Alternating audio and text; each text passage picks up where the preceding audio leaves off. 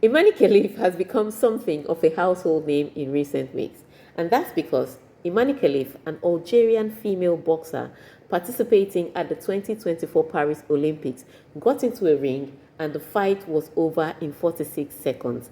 Now, her opponent came out of that fight saying she'd never been hit so hard in the face, which is why she had to quit. And then information started trickling through that Imane Khelif was biologically male, and a lot of people just assumed that Imane Khelif was transgender. But Imane Khelif is not transgender. In fact, Imane Khelif was born and registered at birth as female, and that's because at the hospitals, gender is determined by external genitalia. So, if he presents with a penis, he's male. But if he presents with a vulva, then she's definitely female. Fortunately, with more information, we now know that there are certain people that have something called DSD, which is difference in sex development. Now, DSD can mean that somebody that is obviously outwardly female can present with male chromosome or anatomy, including genitalia. Now, in Imane Khelif's case, it has been reported that she has the XY chromosome, which is the male chromosome, and then she also has internal testes, which means that even if she was born a girl, by the time she hit puberty, whilst other girls were going through female puberty, Imane Khelif was going through male puberty, which means that she has a much higher level of testosterone and she has a different physiological development, which is clear advantage. Now, with this information, some federations have decided that if you're female with DSD and you want to compete against other females, in order for them to be fairness in the playing field, then you have to reduce your testosterone level to that of other females to compete. In fact, from mid-distance races to long-distance races, athletes with DSD are not allowed to compete without passing this gender eligibility test.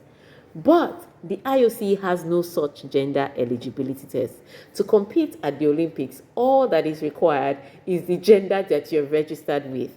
And Imane Khelif is registered as female from birth till date on her passport. And so that makes her eligible by the Olympic standard to compete.